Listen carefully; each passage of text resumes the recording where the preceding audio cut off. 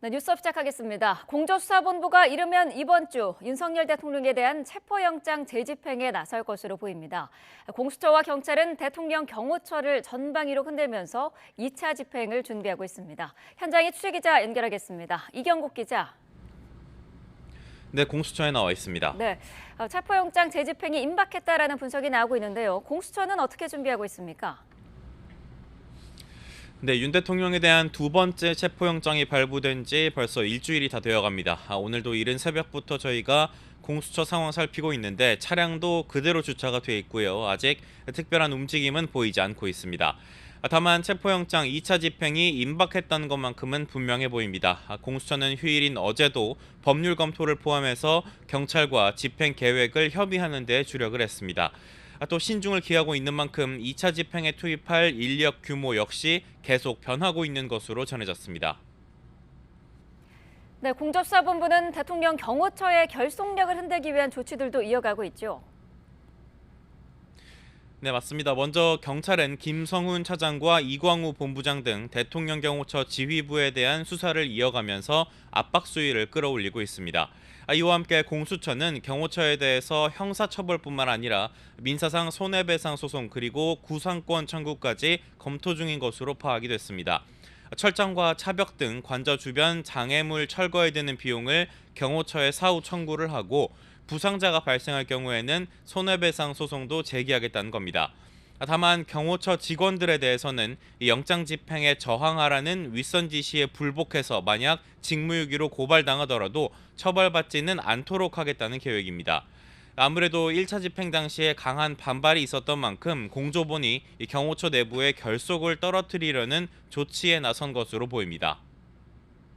네, 윤 대통령 측은 체포 대신 구속영장을 청구하거나 재판에 넘기라는 기존 입장을 강조하고 있다고요.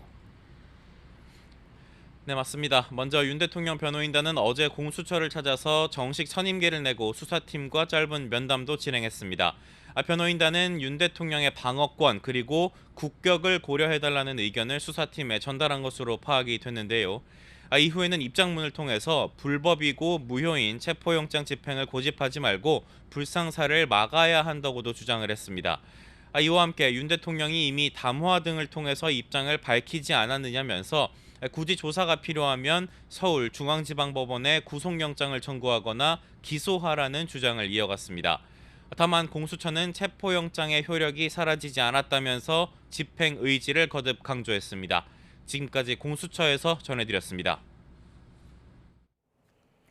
네, 대통령 관저 앞에서는 밤새 탄핵 찬반 집회가 이어지고 있습니다. 현장에 나가 있는 취재기자 연결하겠습니다. 윤태인 기자.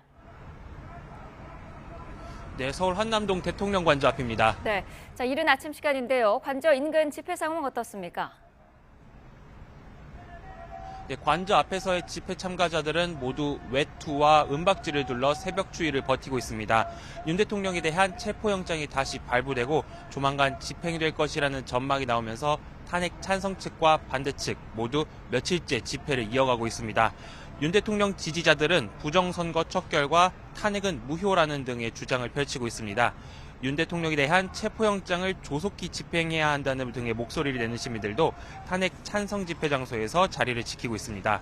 양측 집회 장소가 서로 인접해 있다 보니 충돌이 빚어지기도 했는데요. 어제는 집회 참가자 한 명이 자신과 입장이 다른 참가자와 말다툼을 하다가 흉기를 허공에 휘두르기도 해서 경찰에 체포되기도 했습니다. 다행히 인명피해로 이어지진 않았지만 경찰도 만일의 사태에 대비해 경계를 강화하고 있습니다. 네, 관저 경비 분위기는 어떤지도 전해주시죠. 네, 관저 주위 경비는 삼엄히 유지되고 있습니다. 관저 입구는 대형 버스가 차벽을 형성해서 관저로의 출입은 불가능하고 안을 볼 수 없도록 시야도 차단되고 있습니다. 입구뿐만 아니라 관저로 올라가는 길에도 버스가 세워져 있습니다. 또 경찰이 영장을 집행할 때 대규모 인원을 동원할 것으로 알려진 만큼 경호처도 경내 곳곳에 철조망을 설치하는 모습이 포착되기도 했습니다. 이르면 공수처와 경찰이 이번 주에 윤 대통령에 대한 2차 체포영장을 집행할 것이라는 전망에 경호처 역시 지금보다도 더 관저 경비를 더욱 강화할 것으로 보입니다. 관저 앞은 통행로가 확보돼서 시민들이 지나다니는 데에는 문제가 없지만 도로엔 경찰 버스들이 추가로 배치돼 2개에서 3개 차선이 통제되고 있습니다. 지금까지 서울 한남동 대통령 관저 앞에서 YTN 윤태인입니다. 네, 윤석열 대통령은 내일로 예정된 탄핵 심판 첫 변론 기일에 출석하지 않겠다고 밝혔습니다. 대통령에 대한 체포 시도가 계속되는 상황에서 신변 안전이 우려된다는 이유입니다. 한현희 기자가 보도합니다. 윤석열 대통령은 그동안 변호인단을 통해 탄핵 심판에 직접 출석하겠다는 뜻을 여러 차례 밝혔습니다. 적정한 시기에 반드시 출석하실 것이고 그 횟수에도 꼭 제한을 두지 않을 것이다. 그러나 탄핵 심판 첫 변론 기일에는 출석하지 않기로 했습니다. 고위공직자범죄수사처와 경찰 국가수사본부가 불법적인 체포영장 집행 시도를 계속하고 있다면서 신변 안전과 불상사가 우려된다는 겁니다. 이번에 법원이 재발부한 윤 대통령의 체포영장 유효 기간은 2주가량으로 알려진 만큼 대통령이 헌법재판소에 나갔다가 수사팀에 노출될 수 있다는 점을 고려한 것으로 보입니다.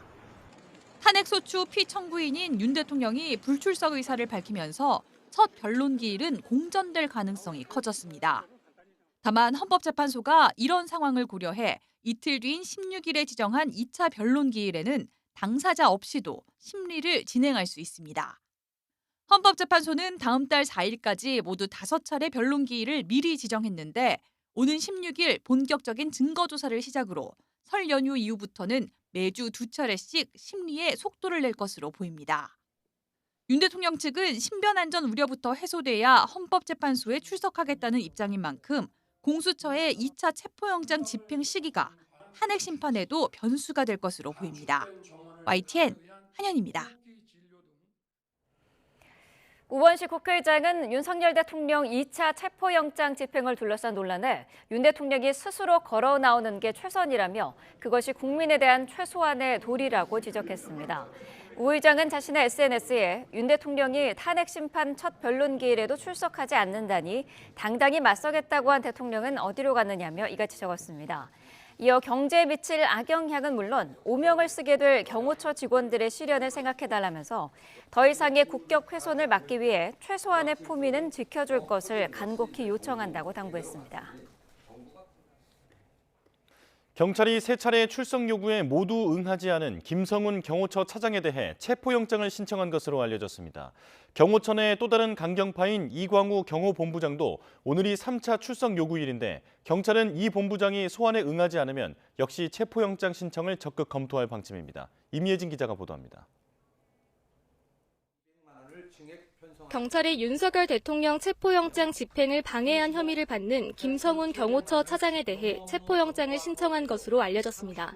김 차장이 3차례 소환 요구에 모두 응하지 않자 강제 수사에 나서기로 한 겁니다. 김 차장의 체포영장이 발부되면 윤 대통령 2차 체포 시도 때 김 차장에 대한 영장 집행을 우선 진행할 거란 전망이 나옵니다. 경호처의 경호 대상은 대통령과 가족 등으로 국한돼 경호처가 김 차장의 체포를 막기는 어려울 거란 분석입니다. 박종준 전 경호처장이 자리에서 물러나면서 경호처 1인자가 된 김 차장은 경호처 공채 출신으로 조직 내 실세이자 강경파로 분류됩니다. 윤 대통령 체포 저지를 김 차장이 주도하는 것으로 알려진 만큼 경찰이 김 차장 신병을 확보한다면 관저 방어 전선에도 균열이 생길 수 있을 것으로 보입니다. 김 차장과 더불어 강경파로 불리는 이광우 경호본부장의 3차 소환 시한이 임박한 가운데 경찰은 김신 가족부장에게도 오는 14일 오전 10시까지 피의자 신분으로 출석하라고 통보했습니다. 강경파는 불출석으로 버티고 있지만 일부 지휘부는 경찰 소환에 응한 데 이어 휴대전화도 직접 제출했습니다. 앞서 2차례 조사를 받은 박종준 전 경호처장이 휴대전화를 이미 제출한 겁니다. 지휘부 균열 조짐 관측이 나오는 가운데 일선 직원들의 동요도 커지고 있습니다. 그런 만큼 공수처와 경찰이 물리적 충돌 없이 윤 대통령 체포를 성사시키기 위해서 경호처 지휘부 흔들기에 더욱 집중할 거라는 전망이 나옵니다. YTN 임혜진입니다. 대통령 경호처 내부망에 윤석열 대통령에 대한 체포영장 집행 저지를 비판하는 글이 삭제됐다가 복구된 것으로 알려지며 논란이 일고 있습니다. 김성훈 차장이 글 삭제를 지시했다가 반발이 커지면서 복구한 것으로 전해졌는데 경호처 내부 동요가 본격 표출되고 있다는 지적입니다. 신윤정 기자입니다. 대통령 경호처 직원들만 접속할 수 있는 내부망에 체포영장 집행을 막는 건 공무집행 방해라는 내용의 글이 올라온 건 지난 11일로 알려졌습니다. A4 용지 3쪽 분량의 글로 일부 언론 보도에 이어 민주당 윤건영 의원이 SNS를 통해 공개했습니다. 게시판 글이 올라오자 경호처장 직무대행을 맡은 김성훈 차장이 글을 삭제할 것을 지시하며 글은 사라졌다가 하루 만에 복구된 것으로 전해졌습니다. 일부 간부들이 강력하게 항의하면서 김 차장이 삭제 지시를 철회한 걸로 보입니다. 윤 의원은 이와 함께 경호처 부장단 회의에서 김 차장과 이광우 경호본부장에 대해 사퇴하라는 요구가 터져나왔다고 전했습니다. 김 차장이 무력 충돌도 불사하겠다는 강경 대응을 지시했고 강력한 반발이 이어졌다는 겁니다. 윤 의원은 박종준 전 처장이 경찰에 출석하던 날 윤석열 대통령이 김 차장과 이 본부장을 불러 오찬을 했다고도 전했습니다. 경찰이 박 전 처장에 대한 소환 조사 등 연일 압박을 높이는 상황에서 강경파인 김 차장이 직무대행에 나선 뒤 경호처 내부 동료와 수뇌부 간 균열 조짐이 본격화하는 것으로 보입니다. 이런 상황에서 윤 대통령 영장 재집행 시 김 차장에 대한 체포가 먼저 시도될 수도 있는데 이를 막을 명분이 없다는 경호처 안팎의 기류가 커지며 저지선 균열 가능성도 커지고 있습니다. YTN 신윤정입니다. 대통령 경호처 내부에서 이른바 김건희 여사 라인으로 꼽히는 김성훈 경호차장에 대한 사퇴 주장이 나왔고 해당 요구를 한 경호처 간부는 대기 발령 조치가 된 것으로 전해졌습니다. 더불어민주당 윤건영 의원 측은 YTN과 통화에서 김 차장이 자신과 이광우 경호본부장의 사퇴를 요구한 직원을 그 자리에서 대기 발령 조치한 것으로 확인됐다고 밝혔습니다. 앞서 윤 의원은 자신의 SNS에 김 차장이 박종준 전 경호처장 사퇴 뒤 박 전 처장의 지시를 모두 취소하고 윤 대통령 체포영장 집행에 강경 대응을 지시했다고 주장했습니다. 이후 부장단 회의에서 한 간부가 김 차장 등의 사퇴를 요구했다며 일부 인사가 자기 지위를 통해 경호처를 망치고 범죄자를 지키려는 것을 누가 납득할 수 있겠느냐고 비판했습니다. 국민의힘이 민주당발 카톡 검열 논란을 두고 반헌법적이라며 연일 공세를 퍼붓자 민주당은 과대망상적 정치 선동이라고 맞받았습니다. 윤 대통령 측이 탄핵 심판 첫 변론 기일에 출석하지 않겠다고 예고한 것을 놓고도 신경전이 벌어졌습니다. 박기원 기자입니다. 국민의힘은 카카오톡 등 온라인에서의 가짜뉴스 유포자를 고발하겠다는 민주당 전용기 의원의 발언은 국민 사상 감금이라며 공세를 이어갔습니다. 윤 대통령을 두둔하면 범죄자라는 야당의 주장에 자유를 억압하는 공포정치에 빗대 응수한 겁니다. 민주당은 자신들의 선동에 넘어가지 않는 국민을 범죄 혐의자로 몰아가겠다는 것입니까? 나경원 의원은 아예 자신을 내란 선전 피고발인으로 민주당에 신고한다고 밝히면서 정면 대응 기조를 분명히 했습니다. 반면 민주당은 가짜뉴스, 여론 조작이라는 불법 행위는 결코 정당화될 수 없다며 가짜뉴스 처벌 방침을 굽히지 않았습니다. 논란의 당사자인 전용기 의원도 국민의힘이 오히려 불법 행위를 부추기고 있다며 과대망상적 정치 선동이라고 맹비난했습니다. 또 백골단 기자회견 논란을 거론하며 가짜뉴스가 폭력과 테러를 조장한다고 목소리를 높였습니다. 내란을 정당화하고 선동할 뿐만 아니라 나아가서는 폭력, 조장까지 하고 있지 않습니까? 윤 대통령 체포영장 집행 문제와 헌법재판소 탄핵 심판을 둘러싼 신경전도 계속됐습니다. 여당은 무리한 체포 시도가 국격 훼손은 물론 현행법 위반이 될 수 있다며 경찰을 압박했고 경호 구역에 무단으로 진입했습니다. 대통령 경호처법 및 경찰법을 위반한 행위입니다. 국민이 선택한 지도자의 격을 지켜주십시오. 민주당은 윤 대통령이 탄핵 심판 첫 변론 기일에 헌재에 출석하지 않겠다 밝힌 것을 고리로 신속한 체포와 탄핵을 거듭 촉구했습니다. 공수처와 경찰에 체포될까 두려워 신변 안전 운운하며 불출석 핑계를 대는 게 가당키나 합니까? 더 이상 법꾸라지처럼 도망치지 못하도록 법의 준엄함을 보여주어야 합니다. 우원식 의장은 국격을 지키기 위해 윤 대통령 스스로 걸어나오는 게 최선이라며 국민에 대한 최소한의 도리를 지켜달라고 당부했습니다. 내란특검 공방과 함께 탄핵 사유 내란죄 철회 논란에 카톡 검열 논란까지 이어지며 탄핵 정국의 혼란과 갈등 양상이 극에 달하고 있다는 우려도 나옵니다. YTN 박견입니다. 국민의힘이 이번 주 의원총회를 열어 비상계엄 당시 6시간에 집중하고 외환죄를 뺀 자체 특검 법안을 발의하는 방향을 논의할 예정입니다. 이에 민주당은 여당의 지연 전략에 불과하다며 이번 주 본회의에서 수정특검법을 통과시키겠다고 벼르고 있어 극심한 진통이 예상됩니다. 강민경 기자가 보도합니다. 국민의힘은 의원총회를 예고하며 야권발 내란 특검에 맞설 자체 특검법을 논의해보겠다고 밝혔습니다. 비상계엄 선포부터 해제까지 6시간가량을 수사의 중심에 놓고 야당 특검법에 포함된 외환죄는 삭제하는 방향의 자체 수정안 발의 여부를 놓고 의원들의 생각을 모아보겠다는 겁니다. 우리 당은 특검 제도의 취지와 원칙에 맞게 수사 대상과 범위를 제한하는 비상계엄 특검 법안에 대한 당내 논의를 시작할 것입니다. 국민의힘은 특히 민주당이 외환죄, 즉 외국과 몰래 공모해 국가 존립을 위협했다는 혐의를 새 특검법에 추가한 걸 문제 삼고 있습니다. 군사적인 문제 이런 것을 하는 것 자체를 어떻게 애한 유치법이라든지 이런 거에 적용을 해가지고 이렇게 할 수 있는지. 최근 1차 내란 특검법이 폐기될 때까지만 해도 여당 안에서는 자체 특검법 발의에 회의적 시선이 더 많았습니다. 하지만 범야권의 특검 공세를 언제까지 막을 수는 없다는 판단에 특검 협상에 나서는 동시에 대통령 체포영장 반대 명분에도 힘을 실어야 한다는 목소리가 설득력을 얻고 있습니다. 민주당은 여당이 또 시간 끌기, 지연 전략을 쓴다며 거세게 반발했습니다. 국민의힘 요구대로 제3자 추천 방식을 도입하자 이번엔 수사 범위를 제한하자고 하는 건 사실상 특검 의지가 없는 거라고 날을 세웠습니다. 결국 내란 숙의 윤석열을 결사옹위해 국민의힘이 내란 공범임을 가리려는 시도 아닙니까? 또 윤석열 정권이 북한의 NLL 도발을 유도하는 등 외환을 유치해 비상계엄 명분을 만들려 했다고 거듭 주장하며 외환죄는 특검에서 빠질 수 없다고 못 박았습니다. 외환죄는 내란죄도 엄중하지만 천인공노할 범죄입니다. 만일 이것이 실행됐더라면 나라는 절단났을 겁니다. 민주당은 2차 내란 특검법을 오는 14일, 늦어도 16일 본회의에서 처리하겠다는 방침입니다. 다만 최상목 대통령 권한대행이 특검 여야 합의를 강조하고 나선 만큼 여당이 자체 수정안을 발의하면 우원식 국회의장이 협상을 제안할 가능성이 있습니다. 하지만 6시간 특검, 외환죄 논란 등을 둘러싸고 여야가 벌써 평행선에 달리는 만큼 협상을 시작한다 해도 적지 않은 난항이 예상됩니다. YTN 강민경입니다.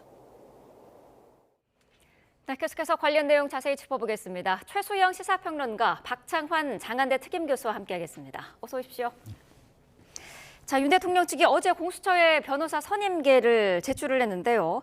체포영장 집행을 탄핵심판 결론 이후로 미뤄달라 이렇게 요청을 한 것으로 알려졌습니다. 아직 대통령의 신분은 유지를 하고 있는데 체포영장 집행하는 거는 적절치 않다 이렇게 지금 얘기를 하고 있는 거죠. 그렇죠. 지난 8일이죠. 이제 그때도 그 공수처에다가 이제 한번 제출을 했죠. 변호사 선임계를. 그런데 그 당시 공수처가 뭐 다른 이유를 들어가지고 이제 수령을 거부하는 바람에 그때는 무산됐는데 이번에 한 것은 어쨌든 지금 이렇게 강대강대치로 이어지고 있는 이 전국을 어떻게든 대통령 변호인단도 지금 현재 심리가 진행되는 만큼 이걸 좀 막아보겠다는 생각에서 이제 물밑 대화를 요청한 거로 저는 봐요. 그러니까 특히나 이제 그 변호사 선임계를 제출하는 과정에서 그 공수처 측 관계자들과 얘기하면서 최소한 우리가 공수처에 대해서 불법적으로 영장 받은 것, 권한이 없는 기관에 영장 받은 것도 우리가 어쨌든 인정은 못하지만 그럼에도 불구하고 선임계는 제출한다라는 건 그 얘기는 지금 현재 이렇게 어찌 보면 2차 체포영장 시도가 거의 뭐 지금 초읽기에 들어갔다라는 이제 분석이 나오는 상황에서 대통령의 신병이 확보되는 과정 자체가 굉장히 또 현재 심리에도 부정적 영향을 끼칠 수 있기 때문에 이런 측면에서 이제 시간을 좀 벌고 협상을 하는 여지를 저는 둔 거라고 봐요. 그래서 공수처가 이 부분에 대해서 저는 조금 시간을 두고 좀 협의할 수 있다고 저는 생각하는 게 아직 체포영장 시간을 좀 많이 받은 걸로 저희가 알려지고 있지 않습니까? 설 연휴까지도.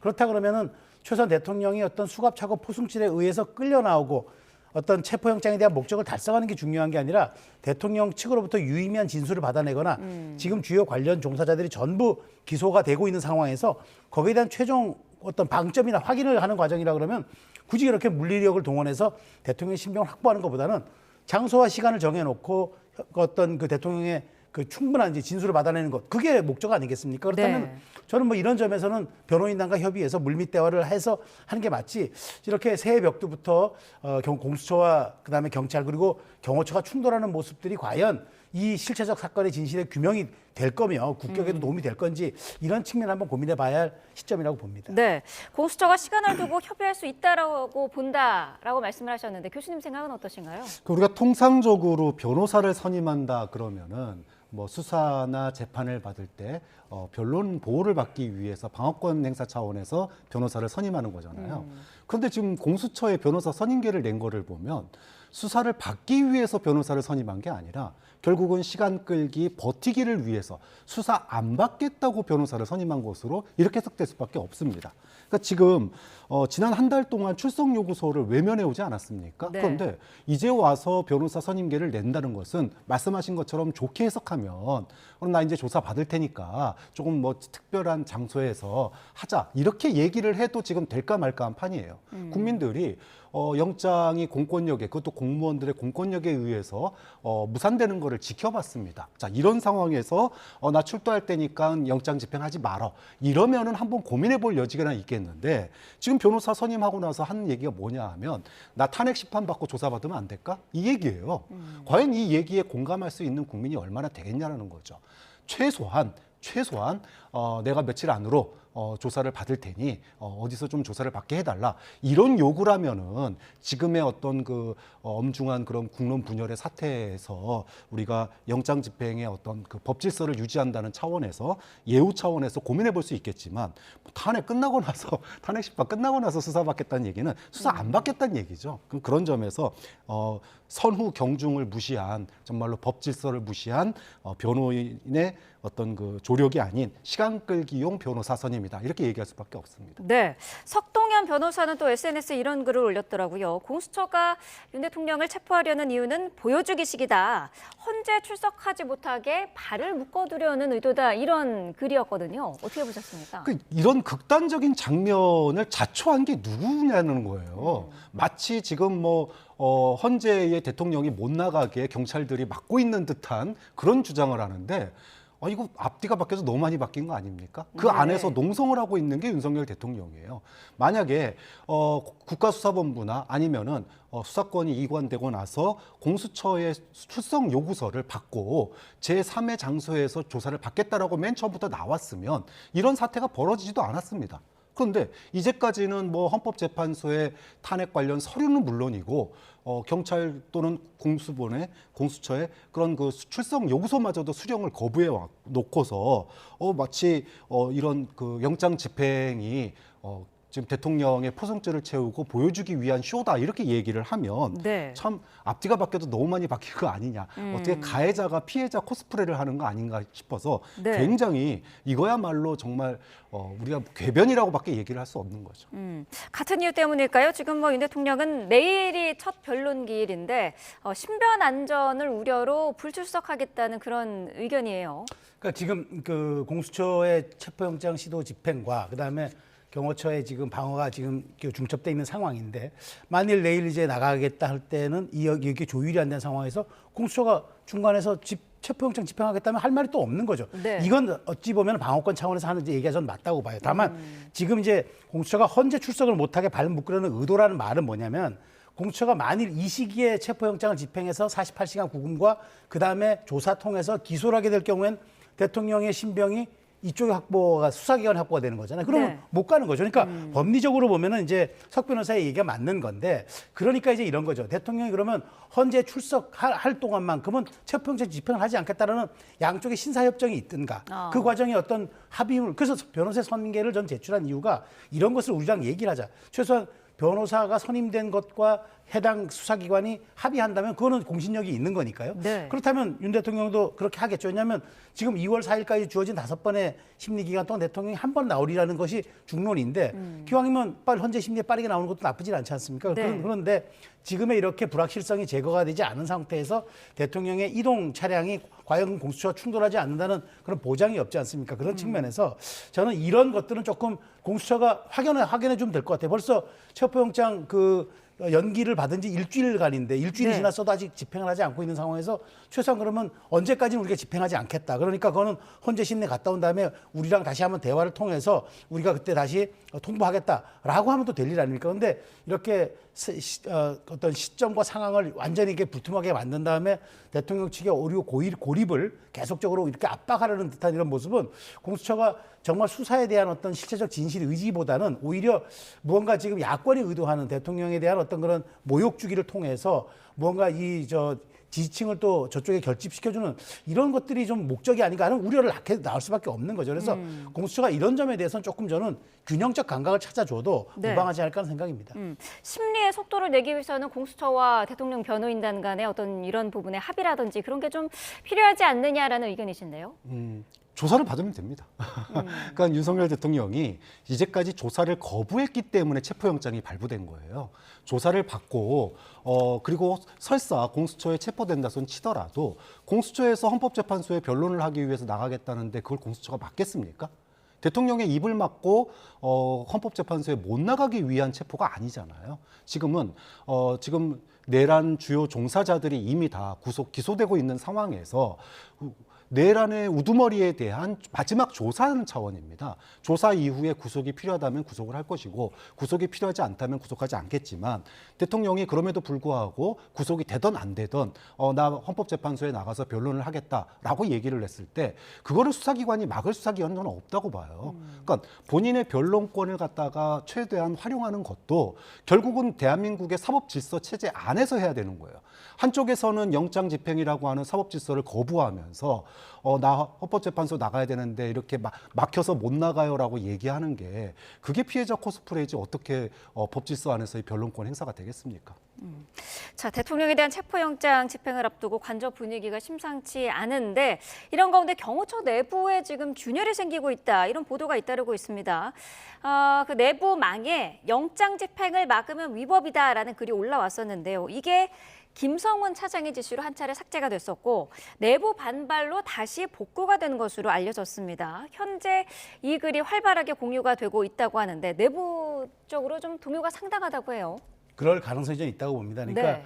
공수처도 어쨌든 국가기관이고 경호처도 대통령의 그 안위를 책임지는 국가기관 아니겠습니까? 네. 기관 대 기관이 서로의 적법성을 갖고 그다음에 서로 적법성을 주장하면서 지금 충돌하고 있는 상황인데 어찌 보면은 공수처가 영장을 발부받았을 때 그게 물론 무리하고 좀 약간 위법적 요소가 있다 하더라도 법원이 발부한 영장이라 하면 그거는 이제 우리가 영장 제일주의를 채택하고 있기 때문에 받아들일 수밖에 없다는 또 그런 그 사실 또 다수설도 있거든요. 그런 네. 측면에서 경호처 입장에서는 지난 한 번은 물리적 충돌을 자제하기 위해서 한번 체포영장 시도가 5시간 반 대치 끝에 무산은 됐지만 만일 2차로 온다 그러면은 과연 우리가 이것을 끝까지 우리가 방어해낼 수 있을까? 왜냐하면 지금 외곽 경비를 맡고 있는 군과 경찰이 협조하지 않겠다라는 것을 명시적으로 이미 지휘부가 밝힌 상황에서 네. 그럼 이제 남은 인력은 이제 경호처뿐인데 과연 700여 명 정도로 추산되는 경호처가 일사불란하게 과연 정말 대통령을 옹이할 수 있는가 이런 측면에서 아마 내부적으로 경론이 있을 건 사실일 것 같습니다. 더더군다나 이 과정에서 박종준 처장이 끝까지 대통령을 지키겠다고 하다가 어느 순간 이제 3차 체포영장에는 친정인 경찰을 내가 무시할 수 없다라는 측면에서 나가서 이제 조사를 받았고 또 경호본부장 한 명도 나가서도 조사를 받았거든요. 네. 이런 과정들이 그동안 단일 대오에서 그러니까 단 한 치도 물러날 수 없다라는 단일 대오에서 무언가 지휘부의 균열이 있다라는 시그널은 충분해 보입니다. 그러니까 이런 과정들을 아마 공수처가 계속 공수처와 경찰이 이제 공조본을 운영하면서 계속 심리전을 하는 거라고 봐요. 네. 당신들이 지휘관들이 이렇게 우리에게도 지금 일정 부분 수사에 협조도 하는데 언제까지 방어할 거냐라는 심리전의 일종의 차원도 있는 것 같은데 어찌됐건 저는 이 부분에 대해서는 경호처 내부에서의 논란, 네. 그다음에 경호처 내부의 어떤 그런 컨센서스가 더 중요하다고 보고 그다음 아무리 여기에 이제 경호처에 지금 대리하는 김성훈 본부장이 키를 쥐고 있다고 하더라도 일단 여기서 균열이 생기면은 힘이 빠지는 건 당연한 짓 아니겠습니까? 그런 네. 측면에서 향후 며칠 사이에 경호처의 의견 통일이 굉장히 중요할 것 같다는 생각이 듭니다. 네, 경호처가 상명하복 문화가 확실한 그런 단체지 않습니까? 그럼에도 불구하고 지금 삭제 지시에 내부 반발도 있었다는 게 확인이 됐고 경호처 간부 내부 회의에서 김성훈 차장의 사퇴를 요구하는 얘기도 나왔다고 하더라고요. 네, 그동안에 영장을 막는 게 맞는 거냐라고 하는 고민을 안 할 수가 없죠. 공무원입니다. 공무원은 연금을 바라보고 사는 사람들인데 특수 공무집행 방해가 되면은 가중처벌 될 뿐만 아니라 향후에 본인의 어떤 노후 또 가족의 경제적인 그런 문제까지 발생을 하게 돼요. 네. 이런 것까지 감수하면서 경호를 하는 거는 굉장히 고민스러운 문제입니다. 그래서 그동안에 개인적 개별적 고민이었다라면은 이게 이제 경호처장의 자진 출석과 사임으로 이어지면서 참았던 불만들이 이제 집단화되기 시작한 거다. 그렇게 저는 보고 있습니다. 특히나 지금 강경파가 윤석열 대통령이 총기 사용에 대한 언급을 했다. 요구를 했다. 이런 얘기를 하면서 강경파가 뭐 작전 복장에 헬멧 쓰고 총기 휴대해라. 뭐 이런 얘기까지 나오면서 참았던 불만들이 폭발을 한 것 같아요. 우리가 다 지난 1월 3일 날인가요? 1차 영장 집행 때 봤지만 그때는 비무장으로 스크럼을 짜고 막았었거든요. 근데 이번 2차 집행의 강도가 올라갈 상황이 돼버리니까 지금 이제 총기 문제까지 나오고 있어요. 자, 이런 상황까지 경호처 직원들을 갖다가 내모는 거에 대해서 소위 중간 간부들이 집단적으로 반발을 하고 있다. 이런 이제 보도가 나오고 있기 때문에 강경파의 목소리가 입지가 점점 줄어드는 거 아니냐. 자, 이렇게 되면 경찰의 2차 집행이 시간을 끌면서 경호처 지도부를 와해시키는 그런 작전을 지금 하고 있는 건데 이게 어느 정도 좀 먹히고 있는 거 아니냐 이렇게 볼 수밖에 없고 지금 오늘하고 내일 이제 그 강경파 지도부에 대한 그 3차 출석 요구가 있지 않습니까? 이것마저 이제 거부를 할 경우에 체포영장이 발부가 될 겁니다. 그러면 경호처 직원 지도부에 대한 체포영장 발부가 막을 수 있는 방법은 없잖아요. 그러면 이런 그 경호처 지도부의 강경 지도부에 대한 체포와 더불어서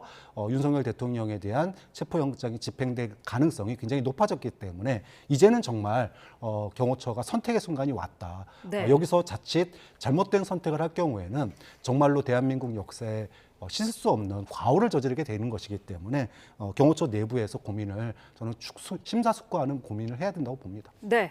자, 여야는 내란 특검법을 놓고 이번 주 재격돌할 것으로 보입니다. 일단 국민의힘은 자체 특검안 발의를 논의를 하는 거죠? 네, 그렇습니다. 그러니까 국민의힘의 입장에서는 지금 민주당이 그동안 특검법을 내왔지만 내란 특검을 내왔지만 그거는 거부할 수 있는 명분이 뭐냐면 일단 제3자 추천 방식이 아니다. 우리 1999년 특검 도입 이래 전부 이제 많은 특검이 있었지만 9차례, 그러니까 5차례는 대한변협, 4차례는 대법원장이 추천한 거거든요.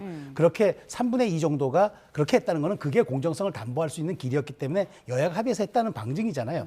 그런데 이번 특검 같은 경우에는 이제 물론 이제 민주당이 철회를 했지만 그 부분은 그러니까 그 무조건 민주당이 비토권도 행사해야 되고 민주당이 원하는 쪽으로 이제 야권이 원하는 쪽으로 가겠다 했기 때문에 그건 철회를 했는데 근데 이제 이러다 보니까 거기 독소 조항들은 좀 빠진 것 같은데 그럼에도 불구하고 새롭게 추가되는 것들이 더 많다 보니까 이렇게 해서는 곤란하다. 왜냐하면 여당 입장에서도 내란 특검이 필요하긴 해요. 왜냐하면 지금 이렇게 공수처와 경호처의 거친 내치도 결국은 대통령의 조사를 위해서 하는 거잖아요.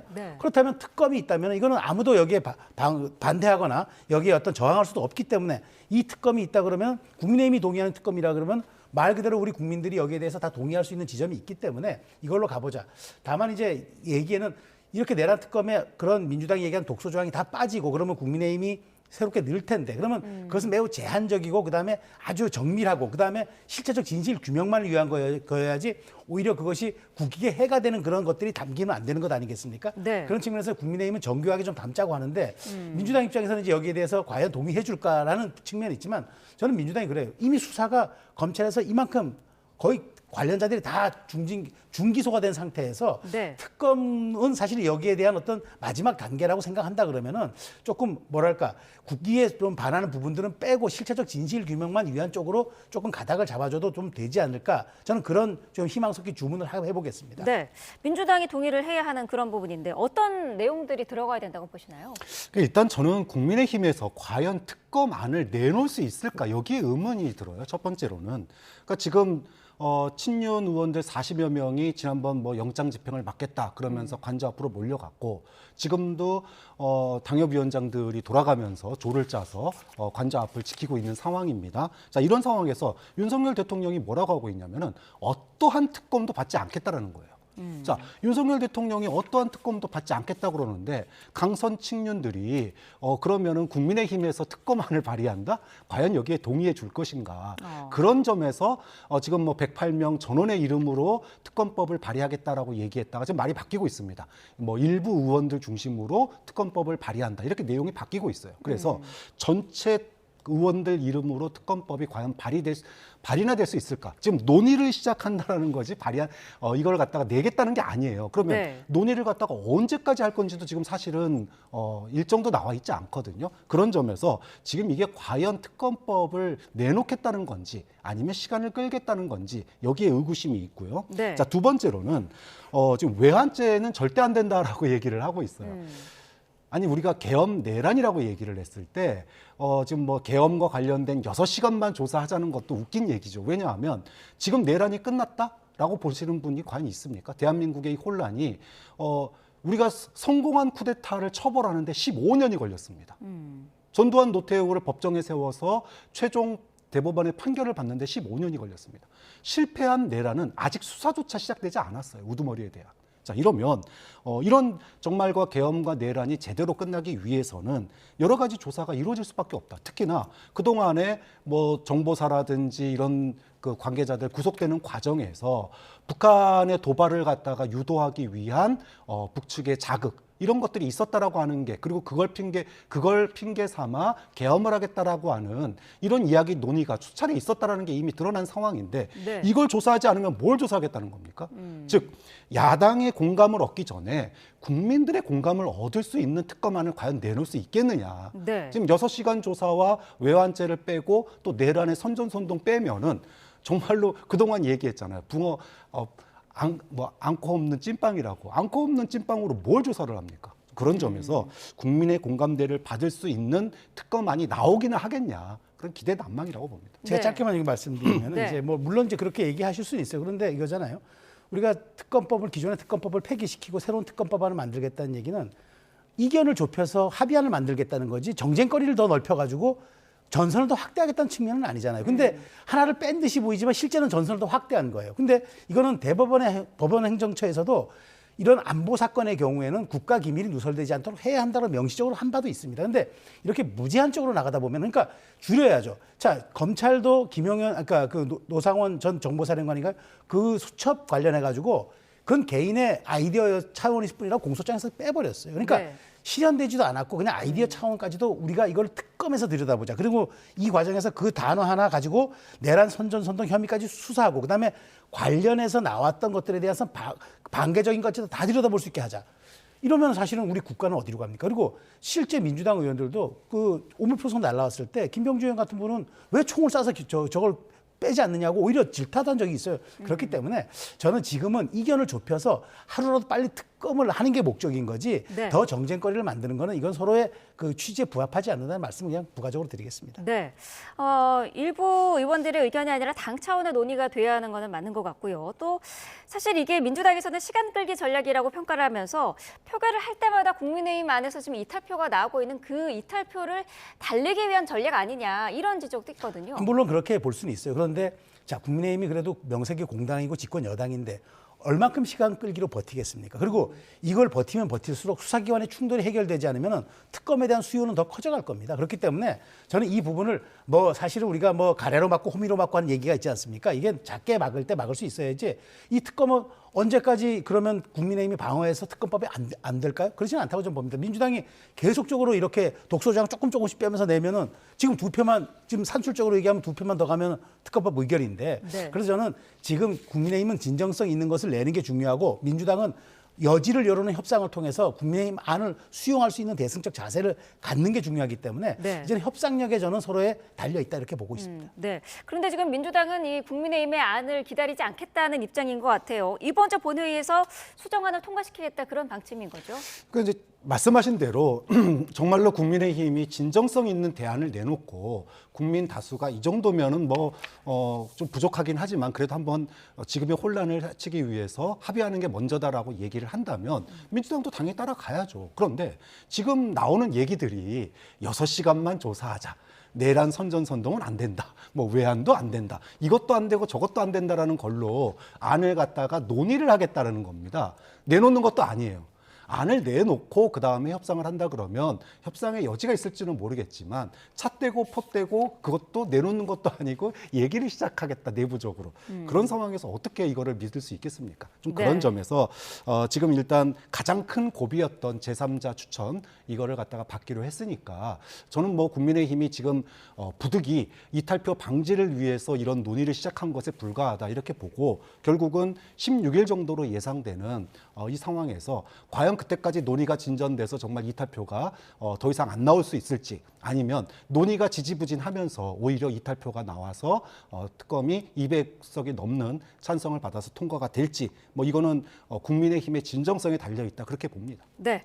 자, 여야가 격돌하고 있는 부분 특검법도 있고요. 또 한 가지가 지금 새롭게 등장을 했습니다. 이른바 카톡 검열 논란인데 민주당 전용규 의원이 보수 유튜버들을 고발하면서 일반인도 이 내란 선전 가짜뉴스를 퍼나르면 고발하겠다 이렇게 얘기한 부분이 논란이 되고 있습니다. 먼저 이 발언 내용 어떻게 들으셨나요? 저는 민주당이 오버해도 상당히 오버를 했다. 그다음에 이거는 그 빨리 철회하지 않으면 그러니까 지금 뭐 여러 가지 말로 이걸 방어하고 있는데 빨리 철회하지 않으면 민주당은 민주정당이 아니라는 걸 입증하는 사례입니다. 왜냐하면 이게 내란 선동죄라는 게 법적으로 이렇습니다. 내란을 결의 실행하도록 선전 격려하는 행위인데 이미 내란은 끝났습니다. 계엄을 해제됐습니다. 그런데 내란을 결의 실행하도록 선전 격려하는 행위가 왜 사후에 문제가 돼야 됩니까? 그리고 여기에 대해서 지금 민주당은 이 탄핵 소추안에서 내란죄 빼자고 하잖아요. 내란죄 빼자고 하면서 여기에는 내란 선동죄를 추가하자고 하는 거는 이건 앞뒤가 맞지 않는 얘기 아닙니까? 그러니까 민주당이 지금 아마 이런 것 같아요. 여러 가지 여론조사 지형을 놓고 보니까 국민의힘 갑자기 한 2, 3주 사이에 올랐단 말이죠. 네. 이게 가짜뉴스 퍼날라서 여당 지지층이 직결한 거야 생각하는데 국민을 이건 바보로 하는 거죠. 아니 국민의힘 가짜뉴스에 현혹돼가지고 진영 직결해가지고 지지율이 올라간다. 그렇게 민주당이 믿으면은 그거는 자기 도취에 빠진 거죠.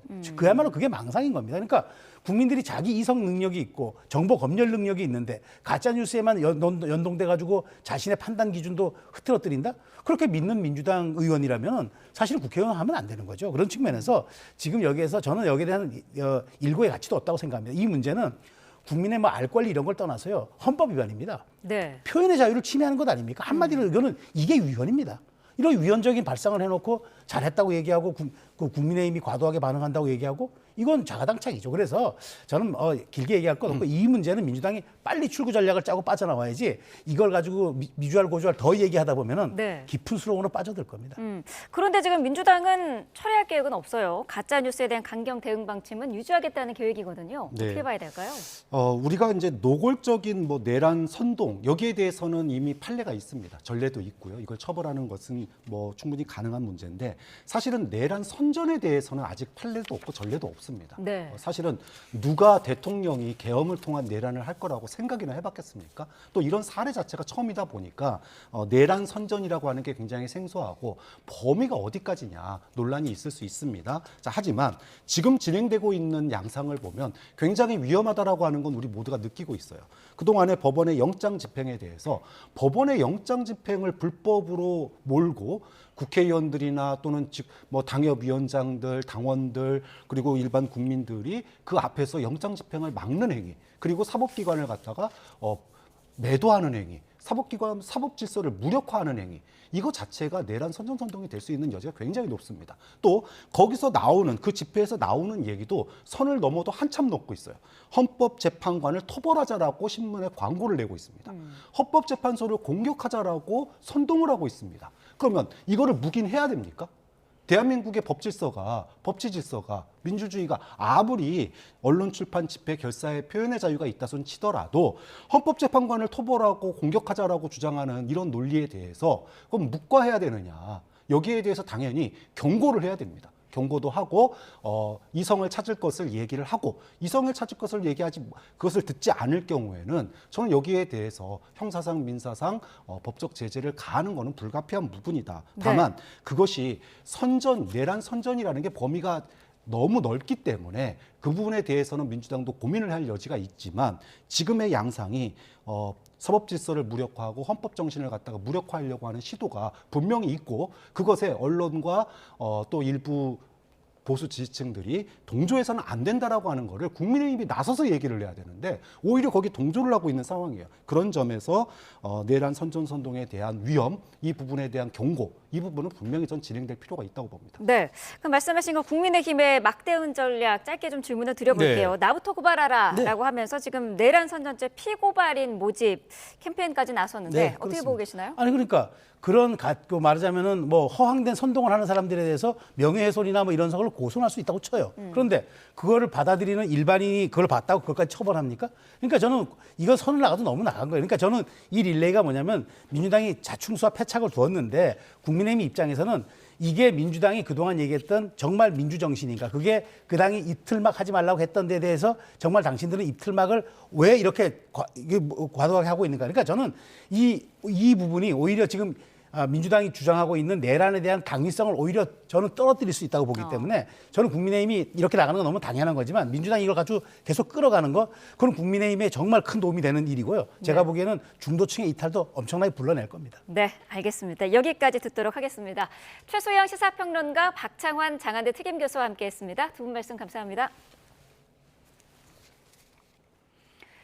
네, 공수처는 대통령에 대한 2차 체포 시도에 앞서서 집행 전략 다지기에 주력하고 있습니다. 특히 경호처에 대한 구상권 청구와 민사상 손해배상까지 검토하고 있습니다. 신지원 기자가 단독 보도합니다. 고위공직자 범죄수사처는 윤석열 대통령에 대한 체포영장이 재발부되고도 일주일 가까이 신중한 모습입니다. 2차 체포영장 집행이 마지막이라는 각오로 현장에서 발생할 수 있는 다양한 변수를 검토하고 있습니다. 특히 대통령 경호처에 대해 형사처벌뿐 아니라 민사상 손해배상 소송과 구상권 청구까지 검토하는 것으로 YTN 취재 결과 확인됐습니다.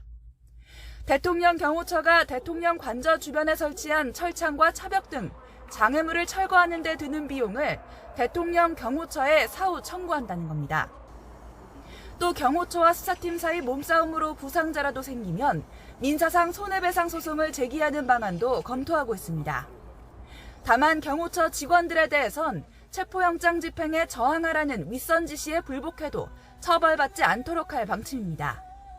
설령 대통령 경호처가 명령에 불복한 직원들을 직무유기 등으로 고발하더라도 수사 단계에서 선처하는 방안을 논의한 겁니다. 경찰이 박종준 전 대통령 경호처장과 김성훈 차장, 이진하 본부장 등 경호처 수뇌부를 특수공무 집행 방해 혐의로 입건해 조사한 것과는 대조적입니다. 2차 체포영장 집행 과정에서 경호처 간부들에게는 엄정 대응을, 직원들에게는 선처를 검토하면서 물리적 충돌을 최대한 피하겠다는 전략으로 풀이됩니다. YTN 신지원입니다. 윤석열 대통령 측 변호인단이 경찰의 체포영장 집행은 불법이라면서 영장 집행을 하려면 신분을 밝히라고 주장했습니다. 대통령 측 윤갑근 변호사는 오늘 오전 입장문을 내고 경찰이 수도권 형사기동대장과 마약범죄수사대장 등 지휘관을 소집한 것은 법적 근거가 없다고 비판했습니다. 또 경찰이 공수처의 영장 집행에 나설 경우 불법 체포감금죄와 직권남용죄 등에 해당한다며 기억 후 영장 집행에 나선다면 공무원 신분증을 폐용하고 얼굴을 공개해야 한다고 주장했습니다. 이런 가운데 윤석열 대통령이 SNS를 통해 미국 LA 대형 산불 피해에 대한 정부 차원의 지원을 당부했습니다. 윤 대통령은 오늘 개인 SNS에 글을 올려 불의의 피해를 입은 분들께 애도와 위로의 말씀을, 또 미국 국민께는 위로의 마음을 전한다며 이같이 밝혔습니다. 윤 대통령의 개인 SNS 글은 지난달 29일 무안공항 항공기 참사 이후 약 보름 만이며 입장 표명은 지난 1일 한남동 관저 앞 지지자들에게 편지를 건넨 이후로는 12일 만입니다. 최상목 권한대행은 윤 대통령에 대한 체포영장 집행 관련 외에도 공무원 인사에서도 여야 모두로부터 압박과 견제를 받고 있습니다. 국과장급 인사는 이루어지고 있지만 장 차관과 주요 공공기관장 인사는 어려울 것으로 보입니다. 이승은 기자가 보도합니다. 지난달 10일 이복현 금융감독원장은 물갈이 인사를 진행해 부서장 보직자 75명 가운데 74명을 재배치했습니다. 임기 6개월 남은 원장이 대폭 인사를 했다며 야당의 질타가 나왔지만 소신을 굽히지 않았습니다. 현실적으로 6월 이후 경우에 따라서는 9월, 10월쯤 가야 그 다음 금융당국의 어떤 리더십이 셋업이 될 텐데 그 전까지 사실은 이 10개월 동안 기간이 저희 당국 입장에서 보면은 시장 관리가 되게 중요하기 때문에. 이후 주요 부처에서 국가장급 인사가 이뤄지고 있고 최상목 권한대행도 국무위원들에게 필요한 인사를 진행하라고 지시했습니다. 각 국무위원께서는 한 분 한 분이 소관 분야의 권한대행이라는 책임감을 가지고 업무에 진력해 주시길 당부드립니다. 하반기 재외공관장 인사에 따라 내정된 재외공관장도 조만간 임명이 이뤄질 것으로 보입니다. 공공기관장도 제한적 범위에서 인사가 이뤄질 것으로 보입니다. 제주항공 여객기 참사를 수습할 한국공항공사 사장은 9개월째 공석입니다. 하지만 장 차관을 비롯한 정무직 인사는 여야 공감대가 없으면 진행하지 않을 것으로 보입니다. 현재 장관이 공석인 부처는 국방부와 행정안전부, 여성가족부입니다. 과거 황교안 대통령 직무대행은 차관급까지 인사를 했다가 논란이 일었습니다. 장관들 인사임명은 물론이고 각 부처에 대한 인사로서 공무원들의 복지부동을 막아주시고 활기차고 활발한 직무를 수행할 수 있도록 정부의 분위기를 조성해 주시길 바라겠습니다. 공공기관 인사는 헌법재판소의 탄핵 심판 결과가 나온 후로 미루고 정부 고위 공직자 승진 인사 등도 동결할 것을 강력히 촉구합니다. 장 차관 인사와 연동되는 차관복급 인사도 멈출 수밖에 없는 분위기입니다. YTN 이승은입니다.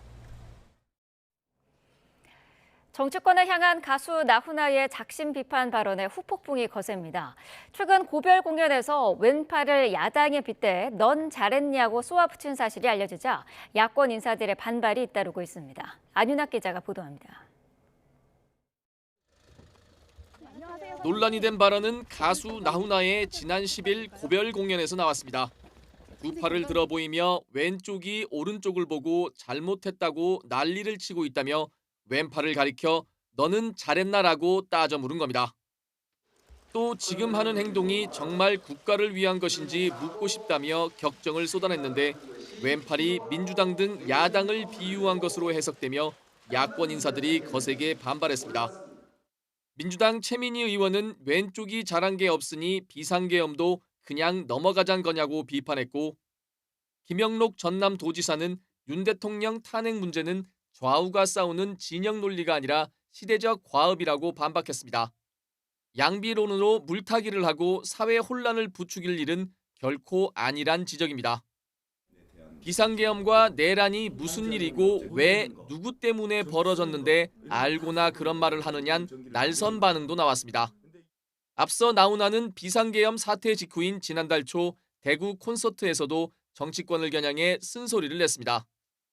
당시 발언은 윤 대통령의 비상계엄 선포와 일련의 사태를 비판하는 내용으로 정치의 근본은 국민 생명을 보호하고 배골지 않게 하는 것이란 취지로 말했던 것으로 전해졌습니다. YTN 안윤학입니다. 계엄과 탄핵 사태 이후 속보가 쏟아지면서 뉴스 앱 다운이 급증한 것으로 집계됐습니다. 생성형 AI 등을 활용한 영상들도 눈길을 끄는데요. 우려되는 점도 있습니다. 김승환 기자가 보도합니다. 12.3 계엄 선언 이후 굵직한 뉴스가 쏟아지면서 뉴스 소비가 급증했습니다. 윤석열 대통령이 비상 계엄을 선포를 했습니다. 지난달 뉴스앱 신규 설치는 31만 건에 달했는데 재작년 같은 달과 비교하면 63% 증가했고 개별 언론사 뉴스가 포함된 종합뉴스 앱 기준으로는 재작년 같은 달보다 2배 늘었습니다. 대통령 탄핵 찬성과 반대 측 집회가 연일 뜨거워지면서 생성형 AI를 활용한 신기술 여론전도 활발합니다. 탄핵 찬성 측에선 걸그룹 인기곡을 개사해 윤 대통령 목소리를 학습한 AI 노래를, 반대 측에선 윤 대통령 담화문을 가사로 넣은 AI 노래 등을 통해 지지층 결집에 나서고 있습니다. 그냥 지나친 게 나을 것 같아. 나는 탄핵은 다 질색이니까. 비상계엄 국민을 위한 결정, 자유와 질서를 지키는 힘을 믿어주십시오. 다만 계엄 선포 직후 언론사 속보로 조작된 캡처 사진이 퍼져 혼란을 일으킨 것처럼 AI 기술 등을 이용한 가짜 뉴스에 대한 우려도 커지고 있습니다. 정부도 올해 AI를 활용한 허위 콘텐츠가 빠르게 확산할 우려와 함께 여론 조작으로 사회적 갈등이 증가할 가능성이 크다고 내다본 만큼 이에 대한 대비가 필요하다는 지적이 나옵니다. YTN 김승환입니다. 한밤중 서울 용두동에 있는 6층짜리 창고 건물에서 불이 나 인근 주민들이 대피소로 몸을 피했습니다. 강원 태백시에서도 단독주택에 불이 나는 등 화재 피해가 잇따랐습니다. 사건 사고 소식 양동훈 기자입니다. 건물에서 시뻘건 불길이 치솟고 뿜어져 나온 연기는 주변을 뒤덮습니다. 오늘 새벽 0시 반쯤 서울 용두동에 있는 6층짜리 창고 건물에서 불이 났습니다. 불길은 지금 한 7층 높이 정도로 계속 올라오고 있습니다. 건물에서 연기가 엄청나게 많이 나와 있어서 건물이 안 보일 정도고. 불이 난 건물 근처에 요양병원이 있어 더 큰 화재로 이어질 뻔했지만 소방당국의 연소 확대 저지로 불이 병원 건물로까지 옮겨 붙지는 않았습니다. 다만 창고 건물이 무너질 수 있다는 우려가 제기되면서 인근 주민 일부가 한밤중 임시 대피소로 몸을 옮겼습니다. 관할구청인 서울 동대문구는 연기와 냄새가 많이 발생하고 있으니 외출을 자제하고 차량은 우회해달라는 안내 문자를 주민들에게 보내기도 했습니다. 강원도 태백시에서는 단독주택에 불이 났습니다. 거주자 2명이 모두 대피해 다친 사람은 없었지만 주택 건물과 가구 등이 모두 탔습니다. 소방당국은 집안에 설치된 화목 보일러에서 불이 시작된 것으로 보고 있습니다.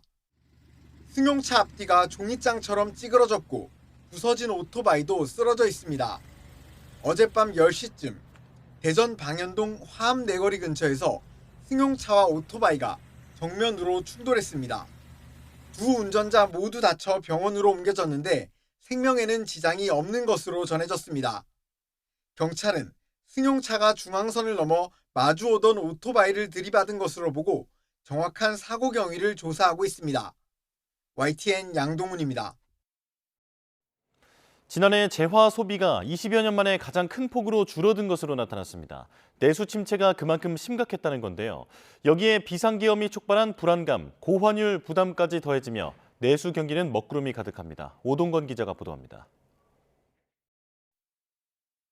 대표적 소비 지표인 소매 판매액 지수.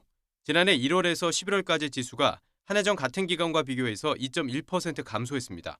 21년 만에 최대 폭입니다. 내구재와 준내구재, 비내구재가 모두 2년째 동반 감소했는데 세 종류 재화가 2년 연속 동반 감소한 건 95년 관련 통계 집계 이후 처음입니다. 여기에 비상계엄 여파까지 시장을 덮쳤습니다. 소비자 심리지수가 비상계엄 이후 한 달 만에 12.3포인트 급락했습니다. 박근혜 전 대통령 탄핵 정국 당시 3개월에 걸쳐 9.4포인트 떨어진 것과 비교하면 하락폭이 훨씬 큽니다. 그런 것도 소비에 영향을 끼치시나요? 없지 않아 있는 것 같은데. 고환율 또한 발목을 잡고 있습니다. 강달러 현상이 지속되면 지속될수록 소비자 물가를 상승시키는 압력으로 작용할 수 있기 때문에 이런 와중에 금리를 인하하기가 상당한 부담으로 작용할 수 있겠다 평가합니다. 정부는 임시휴일 지정과 설을 맞아 역대 최대 규모인 900억 원 할인 지원 등으로 내수 진작을 이끌 방침입니다. 지출은 최대한 늘리진 않을 텐데 아마 그래도 먹는 걸 더 많이 먹지 않을까요? 정부는 또 쓸 수 있는 예산을 최대한 조기 집행해 경기를 보강할 방침이지만 꽁꽁 얼어붙은 소비자의 지갑이 열릴지는 미지수입니다. YTN 오동건입니다. 부동산 시장의 침체 속에 올해 민간 아파트 분양이 역대 최소 수준을 기록할 전망입니다. 서울의 주택 보급률도 4년 연속 하락하는 등 공급 절벽 여파가 이어지며 우려가 커지고 있습니다. 김태민 기자의 보도입니다. 지난해 하반기부터 시작된 부동산 침체 현상은 새해 들어 더 심해지고 있습니다. 꽁꽁 얼어붙은 시장 분위기에 건설사들은 신규 공급을 주저하고 있습니다. 올해 국내 25개 민영 건설사들이 계획 중인 아파트 분양 물량은 전국 15만 가구에 못 미쳐 통계 작성 이래 가장 적은 수준입니다. 급등한 건설 비용도 공급 부족 현상을 부채질하는 주요 원인입니다. 지난해 11월 집계한 건설 공사비 지수는 4년 전보다 무려 29%나 상승한 것으로 나타났습니다. 공급 부족 여파로 서울은 주택수가 전체 가구수 대비 93% 수준에 그치며 4년째 주택보급률 내림세가 이어지고 있습니다. 문제는 이런 현상이 2, 3년 뒤에는 시장에 더 큰 불안을 일으킬 수 있다는 점입니다. 인허가 착공이 평년 대비 작은 편이었기 때문에 결국 2, 3년 뒤에 주택 공급 부족을 야기할 수 있겠습니다. 주택가격 상승이라든지 전월세 가격 불안 요인으로 작용할 수 있겠습니다. 올 상반기엔 한국은행 기준금리와 시중은행 가산금리 인하 가능성이 커지면서 대출 숨통이 트일 거란 기대도 있습니다. 하지만 이 정도로는 부동산 시장에 온기를 불어넣긴 역부족이라는 평가가 대부분입니다. 일부 대출 문턱이 낮아진다고 하더라도 정치적 불확실성이 여전하고 금융시장 불안도 겹쳐 있어서 거래가 크게 늘기는 어려울 것으로 예상이 됩니다. 주택 매매 수요와 공급이 모두 멈춰선 가운데 더 큰 시장 불안을 막으려면 정부가 지금부터 일관된 정책 신호를 꾸준히 내야 할 것으로 보입니다. YTN 김태민입니다.